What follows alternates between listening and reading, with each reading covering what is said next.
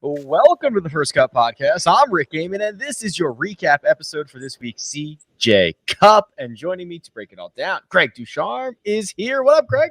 What's going on, boys? Extremely happy this week. What a win. What a victory for Rory McIlroy. It was exciting stuff. Do you want to would you like to do your like victory lap here? So for those who aren't paying attention, Greg DuCharme went with Rory McIlroy in the one and done this week. We kind of ribbed him on Tuesday. The comments were not very friendly to him. So, Greg, would you like to rub everyone's nose in it right now? Yeah, I told you so. I knew it. And one of my favorite lines, I was right. Look, the funny thing is, Rory's not a guy you would expect to take a lot of heat on when you pick him to do well. I mean, it's Rory McIlroy, for crying out loud. But on Monday in the DFS show, there were some comments coming in when I was pro Rory, and then again in the one and done. So I guess it wasn't a great pick, but I think the results said otherwise. So yeah, I was quite excited. I had a feeling. I knew he was going to win. It doesn't happen often. When it does, it's not right often. But this was nice. He does really well on Fazio courses, especially, which was the main reason for my pick. And look, a couple of the other things didn't go the way that I saw, but Rory played great. Greg, he does really well on all golf courses. Big eye. yeah, that's true. 20 wins. He's okay. He's not too bad. Future Hall of Famer. You can pick him anywhere. No doubt. That right there is Mark Immelman. Mark, you were out there at Summit Club for a portion of this week. You and I chatted about some of the comments that Rory McIlroy had made recently, talking about trying to just get back to basics a little bit, right? He was talking about trying not to be as technical with his golf swing, and lo and behold, this version of Rory with this mindset, also very, very good at golf. Well, yeah. Look, first off, I had a great time with you out there. Look, Vegas is a great place, and I enjoyed our time on the golf course, and dinner was great, and you've married way above yourself. Good job. Yeah, on Thursday morning before the feature groups coverage, you do preparation, and we had a few on cameras, and I had some time before McIlroy, JT, and Kokrak teed off. So I was just looking around on the range and catching up with them and doing my usual stuff where you see any club changes in the bag, just feeling them out a little bit if they want to talk. And I was just standing there with Harry talking a little bit, and Rory was chiming in once in a while. And so I said to him, "You're looking really sharp. Is this rest or what? Golf swing? What is this?" And he goes, "It's a little bit of everything, really. But I do feel rested." And then he said, "I'm just trying to become more visual with the game. So I'm trying to, just let it go and see my target and make my swing and pick my shot and make my swing." And he was out there, and I've always felt like Rory, when he had the draw that didn't overdraw, he's really good. When he fights the one that wants to turn real fast is when he gets himself a little stuck underneath. And he was lacing these big high draws out there with everything. And then he set up to it 1 or 2 cuts down the right-hand side, and he had those. And I was like, whoa, watch out. And he just, everything looked free. Yeah, and the putting stroke to me looked like, he was putting like he did when he was a kid, and he didn't care. And it was just virtuoso. He looked like Rory McIlroy 1.0 this last week. And if that is a harbinger of things to come, it could be a pretty dynamic season. That Rory anecdote is the perfect example of there's no one way to play golf.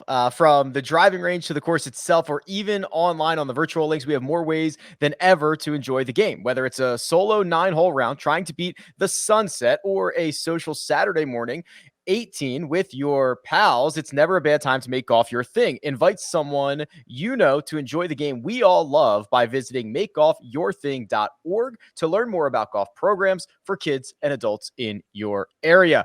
It was a Sunday 66 that followed up a 62 on Saturday for Rory McIlroy, a one-shot victory over Collin Morikawa as his main chaser. And Greg, this is not only a victory here for Rory McIlroy, second of the calendar year, but 20th 20th PGA Tour victory. That just like, it's easy to say 20, but when you start counting them up, when you start looking at the short list of guys that have been able to achieve something like this, it really cements Rory's spot kind of in our game here. Yeah, it's not often you get a guy who's the best player of your generation to be somebody like Rory. And in the, well, first of all, that list that you mentioned, players since 1960, this is from Justin Ray, to earn 20th PGA Tour win before 33, Arnold Palmer, Billy Casper, Jack Nicklaus, Tom Watson, Tiger Woods, Phil Mickelson. You can add Rory McIlroy to that list. So yeah, it's a really impressive list. And the thing those guys have in common is they're one of the top 2 players in their generation. I don't know as much about the Billy Casper generation, but yeah, he was good. He was really good. Right. Is he a top 2 player? I guess that's what I'm referring to. I'm not sure exactly, when he was in his prime, who his major competitors were. But Rory and DJ after the Tiger era have been clearly the best 2 players in their generation. And I think you could give a lean to Rory because of major championships. DJ seems at times to be maybe a little more consistent. But right now it doesn't look that way. So I give the nod to Rory mainly for the majors, but coming up with a 20th win on this tour is extremely, extremely impressive. You look at what he did out there at Summit Club this week, Mark, and it was obviously a very easy course. I mean, Keith Mitchell was 19 under par through the first 2 rounds of this. Rickie Fowler had set the tournament scoring record. That's all your influence, big guy. That's right. That was me shaking hands with him on Wednesday. That it lasts for 48 hours. Is that magic out there on the golf course before he runs into a little bit of trouble on 8 and 9 on Saturday? But this is a course that we have talked about, or this type of course where anybody can win this because all these guys can make so many birdies. So to see Rory, who oftentimes can maybe thrive in more difficult situations, or better players can want more difficult situations. This is kind of him putting a notch onto a course that maybe the vast majority of the field was live in. Yes. Well, look, from my point of view, what I saw, and I'm interested in your take because I learned a new appreciation for statistics spending some time with you. And to me, he was complete. Now, I know I haven't looked at the latest numbers, but I know in strokes gained iron play, he was not that sharp. Yet, how the heck do you shoot 20 million under par and not be good with your iron game? Right? It's just that to me is somewhat intriguing. But the thing about McIlroy to me is the physical gifts are always there. And when you watch him hit the ball, even when he's off, it's something to behold. It's a spectacle. And when he's on, it's generational. It's once in a lifetime kind of stuff. And everybody will stop and watch him hit balls. And he roundly outplayed the guys he was alongside the first couple of rounds. And that 62 on Saturday just looked like it was, again, there was more in the tank. And to have watched McIlroy since the start of his career as a fuzzy, young-haired guy to who he is now, it's like I don't think the journey is complete, because he's Hall of Fame bound now. All those guys you list, they're all in the Hall of Fame. He's sort of done almost the full circle, where he was young, the swing was longer, it was narrower, there was lots of whip, there was great balance. He putted it free, he just flighted irons, he had all sorts of shots. Then he got he got wide and sort of really hard with the golf swing. And then there was the distance chasing debacle. And now he's long, he's fluid, the flow to it is immaculate. And it looks like every club head has swung through contact, where for a while it looked like he was hanging on for dear life. And he's looking like a slightly grayer version of the guy that came out on tour and dusted everyone he played. And so I think Rory has done what everyone kind of does, where they come out, they're decent, you don't stumble onto the tour, then you try and get better and you do stuff, right? And then you figure out what doesn't work, and he's found his way and he's almost tied the bow on the circle. So I'm so excited to see what happens now, because this has got to be huge for his confidence given the low he was just a few short weeks ago. Yeah, and he addressed that in his post-round interview. Still almost getting emotional thinking about the Ryder Cup. Here's the statistical breakdown. Rory McIlroy lost 3.6 strokes on approach. That is nearly impossible to do and still win. In fact, since 2010, only Greg Chalmers, when he won the 2016 Barracuda Championship, has lost more strokes on approach for an eventual winner. It's very, very rare. The way to get by that is to be exquisite in every other part of your game, which is exactly what Rory McIlroy was at the Summit Club. He was second in strokes gained off the tee. He was fifth around the green, and he was the number one putter in the field over the course of the week. That right there, Mark Immelman, is how you get it done when the iron game is not so sharp. I kind of figured as much. I was teeing you up because you Rick, Greg, just so you know, we've found common appreciation for each other. Just spend some time together, and to walk around the course with Rick and he get my take and I get his take was lots of fun and interesting. And I think if there's a takeaway from the both of us, that when you win, you're an outlier to a certain extent. But there's got to be the longest and the shortest clubs in the bag have to work, and the rest you can cobble together. And the Rory, JT, DJ, the whole crowd of them, you cannot out-hit a bad putter.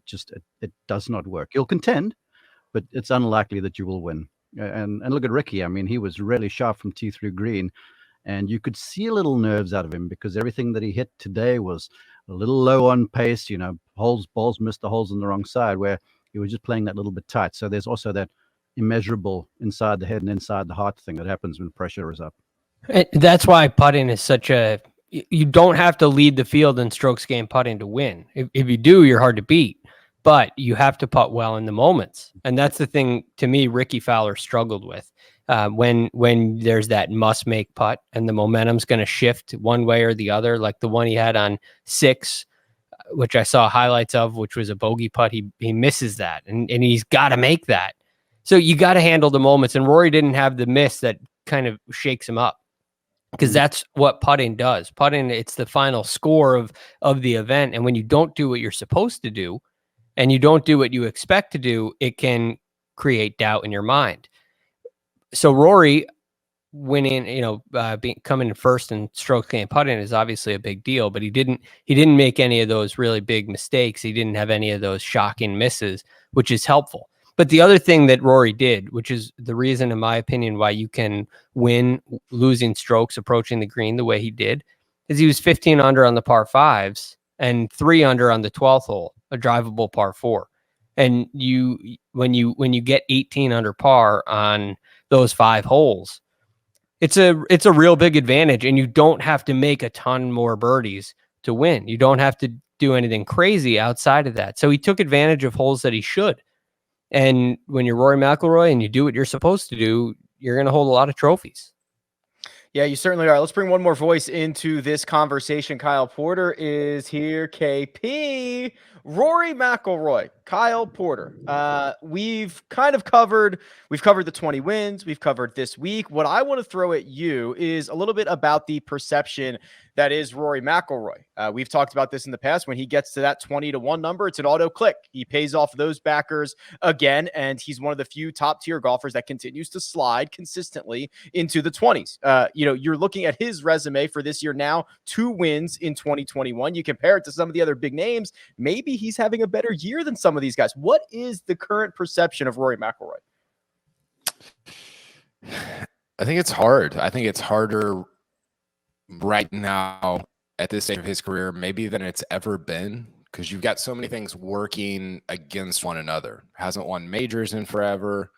He's winning, but he's not, like, he didn't play very good golf this year for him. Again, like with him and DJ and Rahm, you're not like your baseline is really high. Like you're comparing different things than Scott Stallings and Chesson Hadley. I don't know why I always go to those two guys, but so it's very difficult to figure him out. Like he was bad at the Ryder Cup, just not good. And then this week he's really good. And I think the crazy part, you guys probably already talked about this, he didn't hit it that good with his irons. I mean, he was almost last in the field, Rick, in terms of approach play. 67th out of 77. Now you can get away with that because of how he was hitting it off the tee and he's making everything he looks at, especially on the weekend. But I don't know. I thought his comments at the very end on Golf Channel were interesting, where Kira asked him about the Ryder Cup and kind of the fallout from that, and he said, you know, I've had to kind of realize it's enough to just be me. And I think to the average fan, you're like, what an idiot. Like, why would he ever not think that? Right? Why would you be Rory and not think that? But you know, I think that as we've seen with Tiger, even guys that are the best in the world, they're always trying to get better, to do more, to improve their game. And so again, you're evaluate, like, it's just, you're grading on a curve, even like, especially when you're him. He's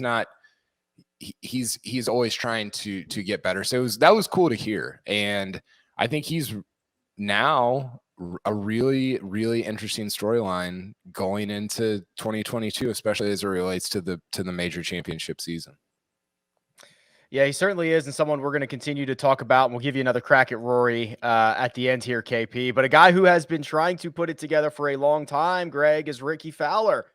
Rickie Fowler! I did not know if Jacob was going to be ready for that, but he of course was. Congratulations.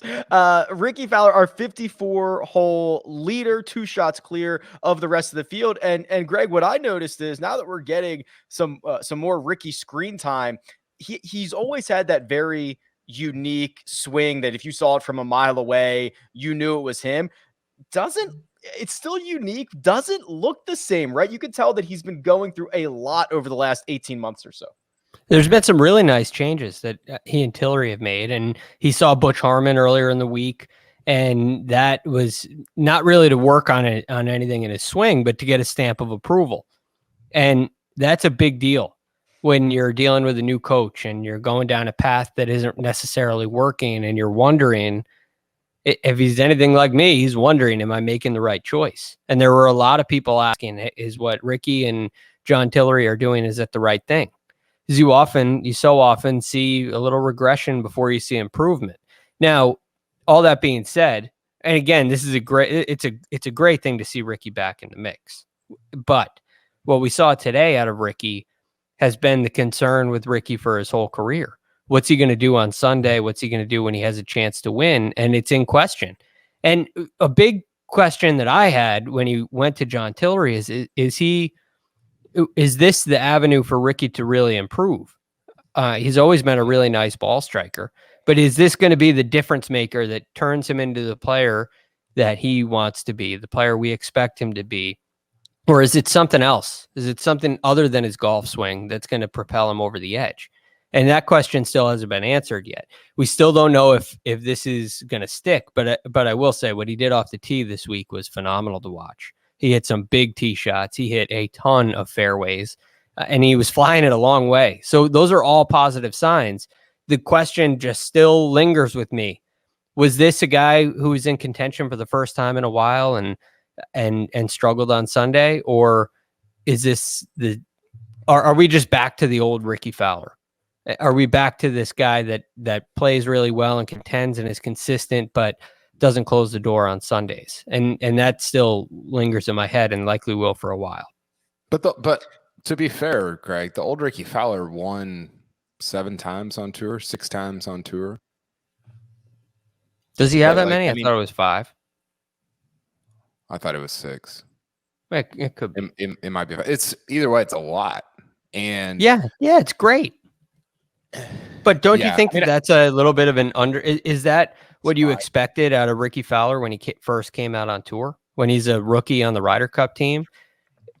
As many times as he's been in contention, do you think Rickie looks at his career and says, I've lived up to my expectations? Or do you think he feels like there's something missing? Morikawa already caught him, right? 57 events, and Morikawa caught him and has 2 majors. Right. So and that's like, if you're Rickie, you're looking back at Morikawa and thinking, oh, that's That's who I was coming out, right? Like great college player, but Morikawa was probably he was a more accomplished college player. Rickie might have had a better pedigree early on, but California kid, great, like young, exciting, good looking, like all these things. And then all of a sudden Morikawa's caught you, and it's like, oh, well, it goes by quickly. And you're right, you do have to take advantage of the opportunities you have. May I, Rick? Please. Here's my take on Rickie. First off, I want to commend him on the resolve that he showed to stick to what he was doing with Tillery, kind of in the same ilk as what Jordan Spieth stuck to what he was doing with McCormick. And that takes a whole hell of a lot, Greg, because you as a coach know what it's like when you're working with a dude and the sands of time, they are moving all of the time. And these guys have got questions to answer. And it kind of finishes with the instructor a lot of the time. And Rickie was true to Joe Scovern. He was true to Tillery. He was true to his people. He just stuck to it. And so I commend him from that point of view. With regard to what he's done so far, I'm jacked that he played well for him, because this must mean a lot. And I feel like it's a bit of a springboard maybe into the future. He can iron out the things, because it's been a while since he's been under pressure. And contending for a lead in the final group, there's high pressure over there. I don't care how good your golf swing is and what sort of resume you have, unless you're Tiger Woods, of course. But here's the thing about Rickie. If I'm an aspirant golfer and I'm listening professional, and I'm listening to this podcast, I want to say to you, this guy is a great role model for you, because think of all the events he was getting into, not playing with a flip. And that's because he came out, he's treated people right the entire time. He was always there for interviews. He always did the sponsor engagements. And yes, he's marketable, but this allows him to get into events like this. And then he goes and takes advantage. So that's number one. And then two, the guy's played in a really tough era. Let's be real. I mean, Tiger Woods was around, Phil Mickelson was around, all these sorts of studs. Then you got the DJs, the Rorys, JTs, the whole crowd of them. It's a really tough era, and Kyle references it all of the time. So I think skating out here with 5 wins, yes, did he spill a few? Absolutely. But I would be not me, but you should be as pleased as punch with that career so far, because look, he's still young. He's still got miles on the tires. And now we're into an era where maybe he can, gain a little traction and knock off 1 or 2 more and maybe get that elusive major. He does have players, let's not forget. So as far as I'm concerned, Rickie's kind of he's done what I sort of expected him to do. Rick, who do you think walks away more pleased or with more confidence after Sunday between Rickie and Rory? Oh boy, it's a good question. Probably Rickie. Confidence. I mean, Rory expects to win. I don't know what Rickie's mental state is, but when you drive it better than everyone in the field, Greg alluded to it, but here's the stats. Rickie was the #1 driver in the field this week, better than Rory McIlroy. Yeah. So like that to me, as he was #1 tee to green too. Yeah. As you are looking for, substance to these changes that you've been going through. And he actually played great on Friday at Summerlin. So this is like he's got a 5-round stretch now, even though he missed the cut last week. He's got a 5-round stretch that he's got to be pretty proud of. And I think that's more of a springboard for him than it is for Rory McIlroy to go from 19 PGA Tour wins to 20. It's great for Rory. He's going to take great pride in it, but I think that is more of an expectation for him. I think that's kind of where I land too. I think if you're Rickie, you walk away thinking like, man, I hit it really well this week, and in a field that's really good. And that even at the PGA, I was looking back at his numbers from the PGA Championship. That was his only top 10 in the last 37 starts. So he top 10s at the American Express in 2020, 1 top 10 since then, and it was at Kiowa. And he hit it pretty good, but he made everything. Like, he made a ton of putts, and that didn't happen this week. He putted okay. I think he was below average, but he hit it great. And now he's got a kind of a West Coast swing coming up where coming up 2-3 months from now, where he's played well. American Express, he's traditionally, I think he's played well there. Phoenix obviously played great. So I'm interested and encouraged, excited about kind of what January, February, March could have for him. Collin Morikawa nearly stole this thing on Sunday, Greg. He goes out in 29 with the home course narrative, everything firing on all cylinders, gets through the tough stretch at 10 and 11, doesn't take advantage of 12 or 14, but Eagles 18 falls one shot short of Rory McIlroy. This was a 62 on Sunday that, was very much not that we expected a 62 out of Collin Morikawa every round this week, but this is what we wanted to see. Him taking advantage of the knowledge, him taking advantage of being an extraordinary iron player, rolling a couple of putts in and seeing if he can win this golf tournament. And he almost did, as a good way to start his season. It's a great way to start the season. And you love the kid. You absolutely love everything about him. So those things go hand in hand. They're easy to say. His iron play is elite. I would say the best on tour now. There was a while where I would maybe give it to JT because for Morikawa, it's so new, but he just continues to prove it. He just continues to prove that he is the best iron player in the game. And it's one of the most reliable swings on the PGA Tour. It doesn't produce the greatest length, but he is an incredible driver of the golf ball. And he's 8th in strokes gain. Oh, I'm sorry. He's 8th tee to green, 26th off the tee for the week. And he hits 41 of 56 fairways. He's the guy that avoids that hitting it in the desert. So he does it in a different way than a lot of the superstars that we have on tour now, which is great to see. And I love watching great iron play. And it's really nice when he can get a couple of putts going, but he has no fear and there's no stress on Collin Morikawa when he gets in contention. You don't get a sense that he's now all of a sudden in the lead. Nothing ever changes. He continues to do what he does. And that attitude is just so matter of fact. It's very simple. He's very decisive. He makes great decisions. You don't see him like Jordan Spieth when we watch him.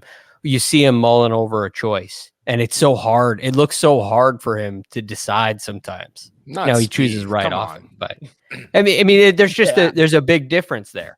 Morikawa, he has the DJ style with that's interesting, right? Which you wouldn't compare those two, but it's a very similar. It's a 6-iron. It's just a 6-iron. There's no difficulty. It's beautiful to watch. I love watching the kid play. It is funny because I think what Spieth does works. Like if Spieth tried to do what Morikawa or DJ did, it would be. I mean, he'd be on the Corn Ferry Tour, right? Like it would just. Yeah, it's not him. It works for him. And if DJ tried to do what Spieth or even Morikawa tried to do what Spieth or Bryson does, it'd be horrible. I mean, it would not be capable. He's not even capable. It would be really bad. I think I love the DJ comp there. Okay, how about this, Greg? Rahm or Morikawa in 2022? Who are you taking? If I give you got to choose one of those two. I would lean to Rahm because I think he's a better putter, and I think he's no doubt longer. So you combine the length and the putting ability, and that for Jon Rahm, I think will lead to a more consistent year. Who's going to win more? I mean, who ends up higher on the FedEx Cup rankings? I say Jon Rahm. No, not FedEx Cup rankings. Anything else? Wins, money. What do you want? What do you want here? Because I think it's really close. It's not an easy one. So what do you want? I think I want wins. I think that's what I'm talking about. They'll both win twice and it'll be a tie. I think it's hard. I think it's hard because Rahm is better. He's a better all-around player because he is a better putter. But Morikawa will have these weeks, and he had one this week, Rick. We've talked about this, where he putts he's top 3 in the field in putting. What did he finish this week? 3rd or 6th? No, actually 11th. But he gave me 4 shots, which was 11th. Yeah. Okay, so he finished a little further down than I thought, but he'll have these crazy weeks of putting, and they don't have crazy weeks the other way. He's very volatile. I feel like when it comes to a short game in a way that Rahm is not. And when wins for those guys, it's like trying to predict touchdowns in fantasy football. It's like I don't know. Like you're just trying to take shots. You're trying to take as many shots as possible, and if it happens, it happens. But I think I think wins are very difficult to predict for guys at that like height, just because they're going to get, I mean, Rahm's going to have like 6 runs and he might win none of them, or he might win all 6 of them, especially after kind of some of the luck that he went through in 2021. So I would take Rahm also, but Morikawa won more in this year than Rahm did, even though Rahm, I think we would all say, was better throughout the year. When Morikawa gains nearly anything with the putter, he's very close to winning. So this week he finishes second. Gained at the Olympics, was in that 7-way playoff for bronze. We don't have his official metrics from the Open Championship, but he made everything with the putter. He wins that. He gains strokes. Yeah, he led the field by a mile, right? Yeah, same thing. Memorial finishes second. Like anytime he gains, he wins or very close to it. And Mark, I ran out of superlatives and adjectives to describe Collin Morikawa 6 months ago. He has answered every single question that has ever been asked of him. He has lived up to every expectation and then some. I'm out of words to describe how impressed I am with him. Couple of things. I had the luxury of calling him for a round and a half the last couple of days. Yeah, Thursday, Friday there at the Summit Club. And I got to tell you guys, he's not short. He was playing alongside Hideki, who can move it off the tee, and Sung Jae Im, who flies at over 300. And he keeps it up there with him quite easily because he hits this tumbling cut that hits the ground and goes. If there was such a number that said yards gained after landing, like a wide receiver kind of thing, he's well up there because of the pattern of the shots that he hits. And so he's not spotting that much to a bunch of his contemporaries. Now, there's always the outliers, the Brysons and the Rorys and the DJs and that sort of company. But he hits it up there with JT and company. So from there, him and an iron club, I mean, he hits his iron like everyone else. He's 8 iron like everyone else hits a wedge. So he's competitive. He can spot you a number or two on the base of the iron because he controls distance so very well. But the main thing to me about Morikawa is that the guy is a mental assassin. Like the first half that I had him, he had nothing, man. He was hitting balls that weren't anything like him. There were some mishits and stuff, and he just kept himself in the game. Then the next day comes out there and sort of cobbled together around, and all of a sudden on 18 there, I turn around and the guy stung a 6-iron in there to 5 feet and makes eagle for 66. I'm like, holy cow, this looked like it was 75, from just watching. But that's sort of what he does. And he never, to Greg's point, looks panicked. And that is the beauty of the guy because he keeps himself in the game. And like any other sport at the absolutely elite level, everyone's going to have runs. You're going to have your fire and fall back kind of thing. And his fall back never goes very far back, but his fire forward does, because when he hits himself into position, makes a few putts, all of a sudden he's got that gear. It doesn't blow your hair back, but he'll sign for 66 or 5 in the blink of an eye. And he just doesn't look like he's at all fazed by the situation, and looks like he sort of believes in who he is. And that to me is crucial on the tour. You heard Rory say so. I just got to be me. Morikawa knows who he is, doesn't change a thing. I talked to his coach, Rick Sessinghouse, on the course. I said, so last few weeks, what's been the agenda? And Rick goes, man, he played great at the Ryder Cup. We didn't do anything. He just got some rest, just ironed out some fundamentals, just keep on doing what you're doing. And then he goes, there's no need to change. The guy's figured it out, man. And he's got an old head on young shoulders. He is legit. I knew he was good coming out of college, but he's proven it time and time again. I think, by the way, Mark, we should call it yak yards after carry. All right, yeah, cool. You heard it. Yeah, it's official. Beauty. We'll put a trademark next to that. Real congrats quick on inventing yak. Yards after Speaking of fantasy football. Right. Real quick, we have to get to our best bets. We have to do our one and done, but I like the idea, and I asked a couple of players about this week. 2 straight weeks in the same spot.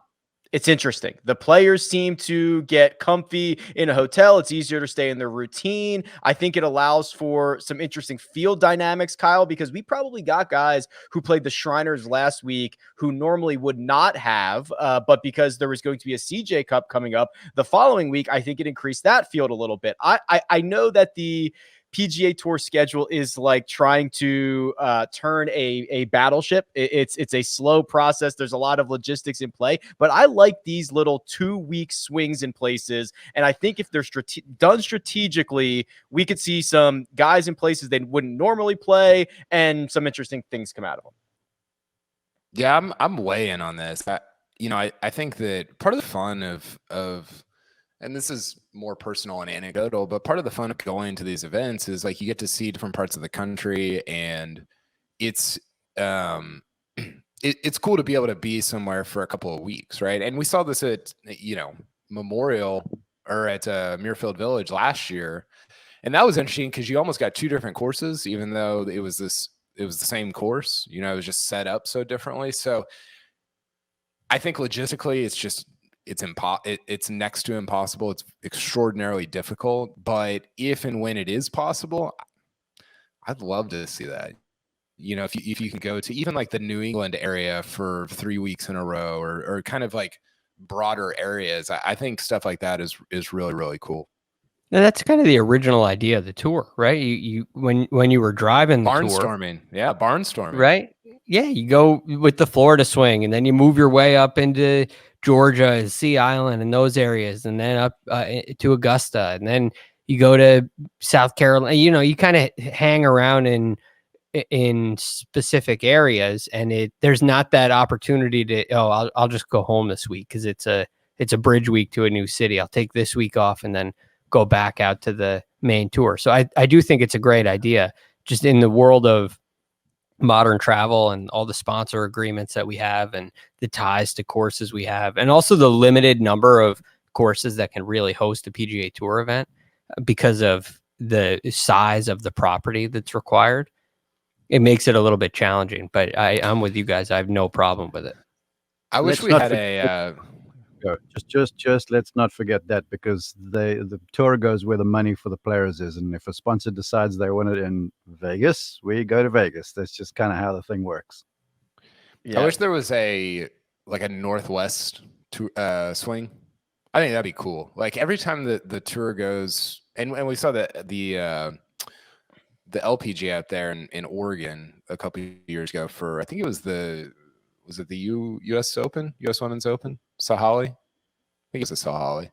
But every time like you see majors in the Pacific Northwest, I think that area and that part of the country for golf is really cool. So, I mean, Mark's right. It's follow the money, but in a perfect world, we would have played some COVID events at like Bandon where you didn't need the infrastructure, right? You just needed courses, but that's not going to happen, obviously. There's pretty little infrastructure at Summit Club this week, wasn't there, Mark? We were shuttling everybody in from off site. There was, I think, one grandstand on the course. Well, I'm glad you bring that up, because somewhere like Bandon, getting television crews and stuff in there is a challenge. And then where do you keep them, and that sort of a deal. They did the USAM. They did the US Amateur there. The USAM is not a PGA Tour event, with love. It was certainly on TV more than this event was. Okay, well, that's beyond my but you're right, Rick. At the Summit Club, this was a fun golf course to go to, but it's just a really sweet members place. All the players, you were alongside, they said to me, man, what a great place to be a member, but they're going to shoot the grass off this place if you bring a tour event. And there was just the way the whole set up, there was just very difficult places. You saw there weren't TV towers in certain areas too. You had to kind of work with what you had. And I thought, the hours of the broadcast were kind of odd. But I thought the folks did a good job bringing that to the folks, because it was hard to get around there. It really was. Yeah, it was a very interesting place, and I assume we're going back to Korea next year, right? That's the plan. They're going to move this. I haven't heard anything official, but I imagine we're going back. JT time. I saw a lot of folks wearing CJ Cup shirts. Folks that looked like they were from Korea, like executives and stuff, and they had KJ Choi out there. I saw an 18 stands the one day. It looked like they were having the time of their lives, man. And the Vegas Strip's just 20 miles down the road. I wouldn't be surprised if the thing stays in Las Vegas, because it looked like a resounding success. Really, they all looked very great. It was a blast. Okay, we got to do our odds and ends. That's our best bets and our one and done, which you're going to want to stay for, because we've got to crown a new leader in our one and done. But first, we're going to take a quick break and hear a word from our partners. And we're back. Best bets. Best bets. Let's start with actually, Coach. Kudos to Coach. Coach got one. Sung Jae Im over Hideki Matsuyama. Coach wins his best bet. Kyle, unfortunately, Justin Thomas did not finish inside the top 10, which is going to cost you your best bet, which might be the first one you've lost this. I don't have the official numbers in front of me. You're pretty good at these. I wasn't this week. He was kind of lurking around. I think he shot 64 today. He kind of got up there in like that T12, but then just got blown away at the end the whole field just kind of rose up ahead of him. So it was close, but not close enough. Mark, Charlie Hoffman was very not Charlie Hoffman this week. One of the better ball strikers on the PGA Tour for the last 18 months. You look up any tee to green number, any ball striking number, usually see Charlie Hoffman there. He lost over 5 strokes on approach at Summit Club. Drove it well, though, but that's not going to get it done. Yeah, I misfired there, and I must commend you because you and I on the golf cart around the golf course Wednesday afternoon, I said to you, come on, Charlie Hoffman top 20 versus Morikawa top 10, and you said they're the same bet to me, and so well done. I'll commend you there. As I looked through, because I had a few options, I think perhaps the Tyrrell Hatton best Euro I should have gone for because I think he might have been. But yeah, Hoffman, it was surprising to me. I don't think Tyrrell Hatton was the best Euro. Because Rory McIlroy won it. Oh. I'll go back to my. When he said it, I was like, "Yeah, he was. He was." Yeah, yep. Good call. Good call. I was convinced of it when it came out of his mouth. I was like, "That's right." Yeah, best Englishman. Let's change it real fast. That's right. I did have Morikawa to finish inside the top 10. Greg, I don't think we had you on record last week, but I'm sure with your pick of Rory McIlroy to win, you probably would have found yourself a winning best bet. Yeah, I probably would have gone Rory top 10. I thought you were saying and that would just be because I'm so conservative.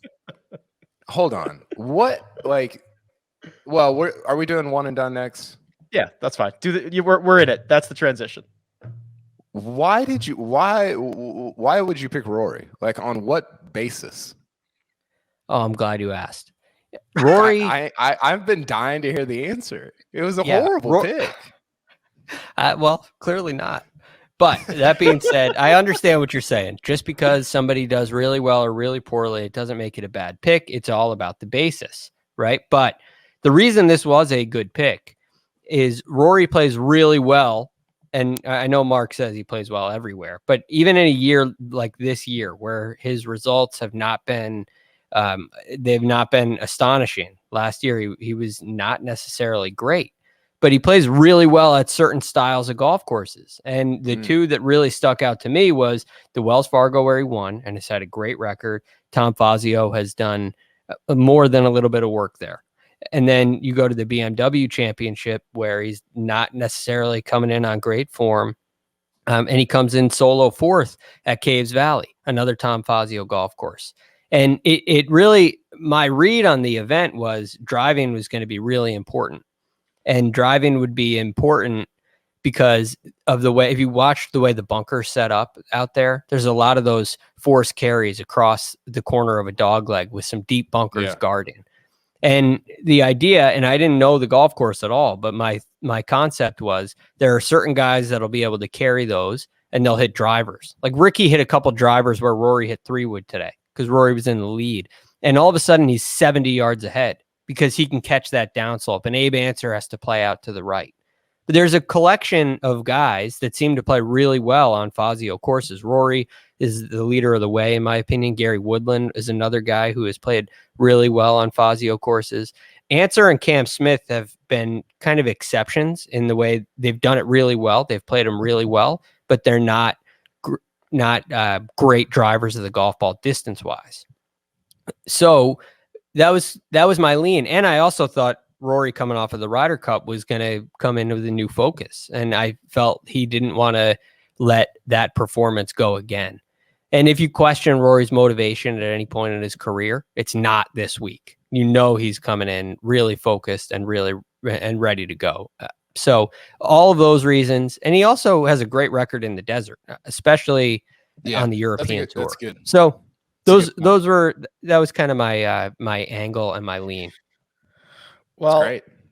I'll Good just stuff. spoil it. It got you 1.75 million, Greg. That's what it got you at the top. You go Yeah. from $0 to the lead, 1.755 for Rory McIlroy. So now, does your strategy 5 events in or whatever we How are is change Coach now that still you're at on 0 here? the top? We're just sticking him at 0.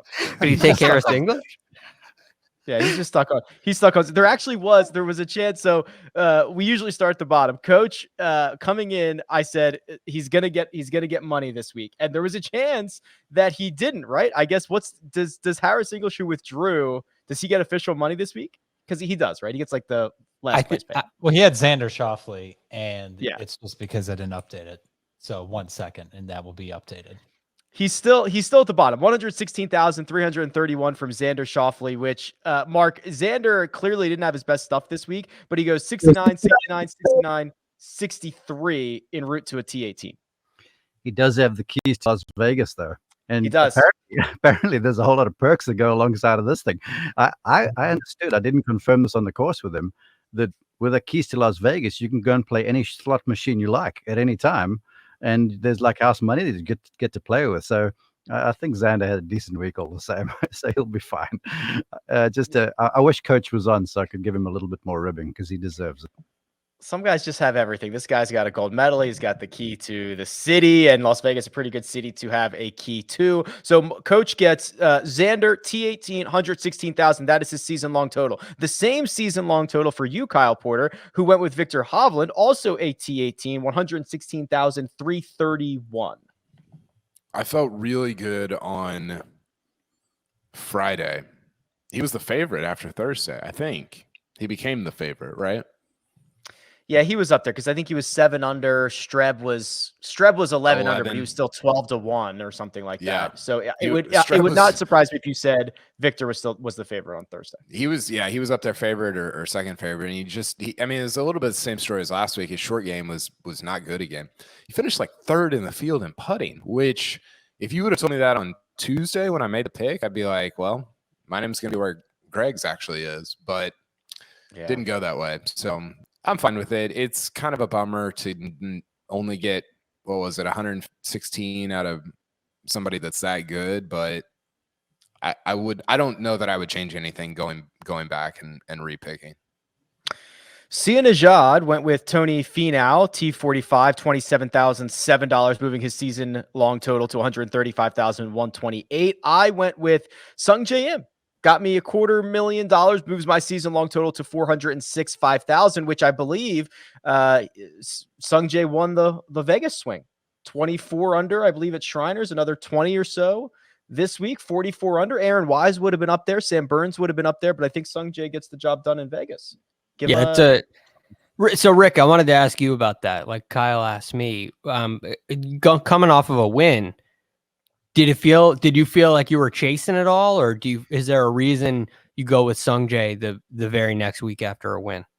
Yeah, my opinion was this was kind of like a spot start, which is the guy was just by far the best player in the field last week, doesn't have to leave town, stays in the same hotel room, doesn't have to do a lot of the things that we would normally dock him for the following week, Greg, right? That's always the thing that we do. And I said, you know what? Right. I don't need to save Sung Jae for somewhere else. And I also, maybe incorrectly, wasn't ready to burn one of my studs like a Rory McIlroy because we are so early in the season. So I thought that Sung Jae was kind of a interesting spot. This was a unique scenario and I could run him out. I like it. I do. And he played great. I mean, it's amazing. Yeah, you get $250,000. He shoots 20 under par, and he's in tied 9th. It's like I mean, I did not expect to see with my win that I would end up in first place because the fall off in dollars after a win is so severe. And these guys play so well, and there's just such a big, like $1.5 million difference between those shots. It's just crazy. And I'm not saying it should be different. It's hard to wrap your head around sometimes. I've got a stat for y'all real quick. Mm-hmm. Rickie Fowler has won more recently than Xander Schauffele. Wow. So we're doing official PGA Tour victories, right? Yeah. Well, so Xander's was his last was Yeah. what, Century Tournament of Champions in 19? Yeah, 2019, and Fowler won he won Phoenix that year, 2019. Pretty A crazy. couple weeks later. Wow. Yeah, that's wild. I have 400, 6,500. Producer Jacob, you got 116,000 from Justin Thomas. You are part of that T18 club, a very popular club to be in. You were at 488,000, and you sit firmly in third place.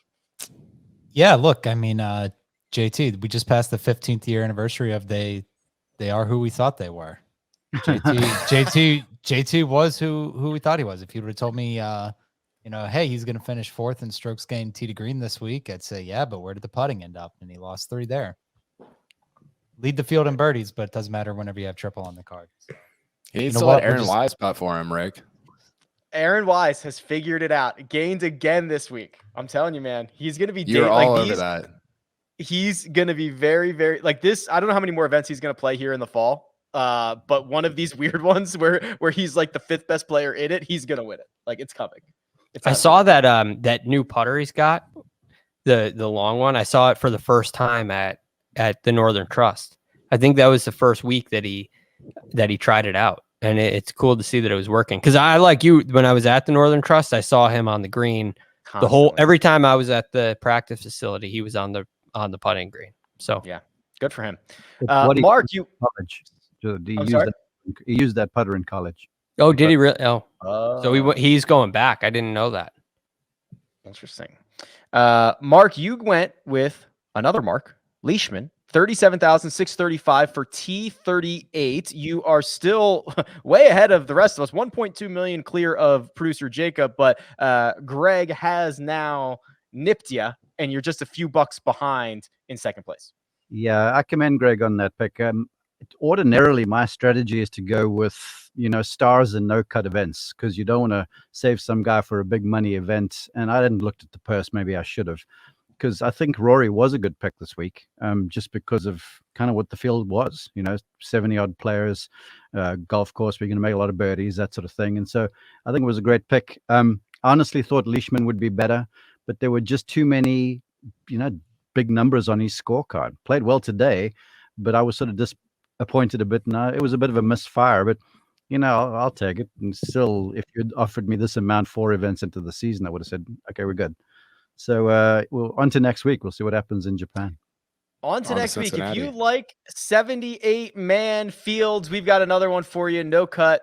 Zozo Championship should be a blast, but for now, let me thank producer Jacob. Does all the hard work behind the scenes. That right there. It's Greg DuCharme. You can find him on Twitter at @TheRealGFT. Mark Immelman, Mark_Immelman, Kyle Porter at Kyle Porter CBS. And you can find me at Rick Run Good. This has been The First Cut, and we'll catch you next time.